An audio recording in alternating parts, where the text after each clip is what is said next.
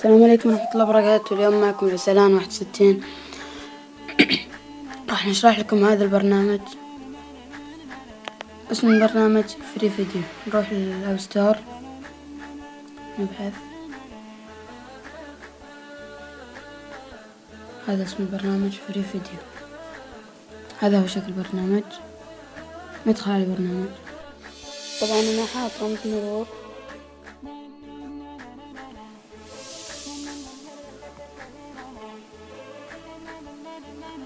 طبعا بعد ما حطينا كلمة المرور راح نشرح لكم كيف البرنامج.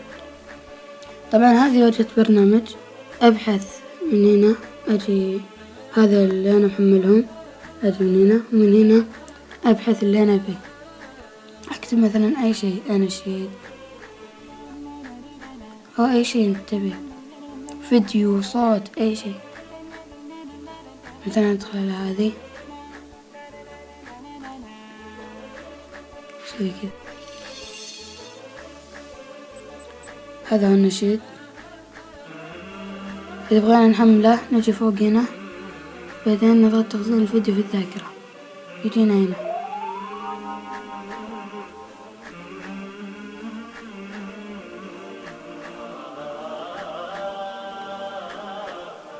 طبعا قاعد يتحمل.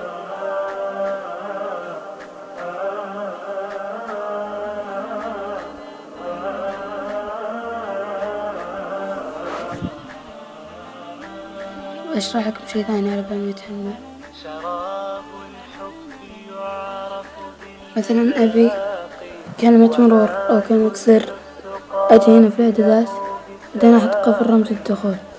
طبعا حنا بما إني حاط وبشيله بعدين بحط زي كذا نفس اللون. أوكي، أضغط هنا، بعدين يقول لي اكتب الرمز اللي تبيه. مثلا رسالة 61، قل أجرنا رسالة 60. أوكي كذا صار رمز سري. لو تلاحظون احنا لو طلعنا شوفوا ما يدخلنا إلا برمز سري. طبعا هذا هو تحمل.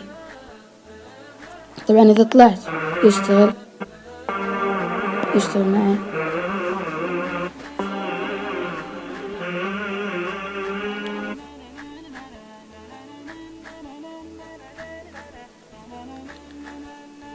طبعا بس أنا لأني شلته.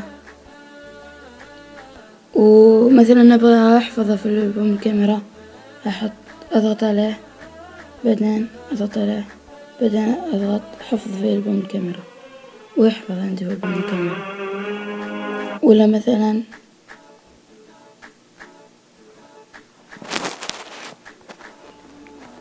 أبي أغير اسمه إلى أي شيء، مثلا أبي أنا أسمي رسالان 60 حفظ. شوفوا كيف تغير اسمه. وبكذا إن شاء الله فدتكم، وبحط لكم اسمه في الديسكريبشن. والسلام عليكم ورحمة الله وبركاته.